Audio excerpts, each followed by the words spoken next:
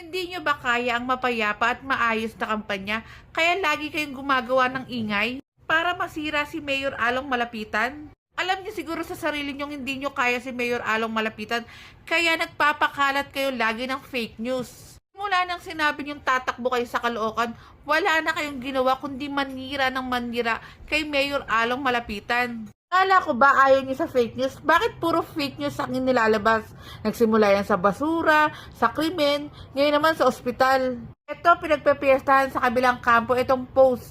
Pangalanan ng nating basahin natin tong ibang post niya. Totoo pala na kapag sa CCMC ka dinala, mamamatay ka kahit hindi mo pa oras. Dahil sa kulang na kulang sa facility at kaukulang gamit pang ospital. Pero ito pong post na to, sinagot po ito ng Caloocan. Caloocan City Medical Center South Main po. Sir, kung kayo po ito, hindi na lang natin tatakpan na lang natin pangalan ng barangay. Nahanap na po namin ang record nyo sa emergency room. For admission po kayo, pero nagpirma po kayo ng waiver na ayaw nyo pa-admit sa CCMC. Hindi ko alam kung anong tumatakbo sa utak ni sir, pero mayroon namang nakalagay dito for admission.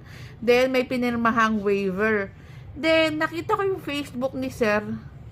Iba pala ang kanyang sinusuportahan, ang kalaban sa politika ni Mayor Along Malapitan. At kayo na lang mag-comment at mag-judge dito sa nakita nating usapin ng Caloocan, then yung post ni sir and sa kinakampihan niya.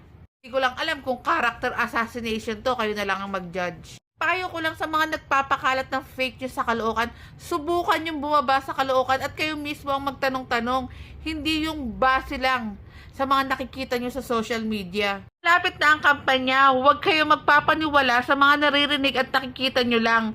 Dito sa Busilak's Diary, no to fake news tayo dahil tayo mismo ang bumababa sa mga lugar. Hindi nyo masisira si Mayor Along Malapitan dahil mula sa kanyang ama, puro magaganda ang ginagawa nito sa Caloocan. Kaya ito, si Mayor Along Malapitan, ipinagpapatuloy ang mga magagandang sinimulan ng kanyang ama. Panoorin natin tong video ni Sen na nagpapasalamat sa Caloocan City Medical Center. Maraming salamat po. Thank you very much, Mayor. Congratulations to the medical staff, all of them, Dr. Tolentino, Dr. Eva, Dr. Elene, all the doctors, nurses, napakababait, very professional, galang, at saka patient-friendly, yun ang importante. Ibig sabihin, they care for us. Maraming salamat po and God bless you. Thank you po. Please continue helping us.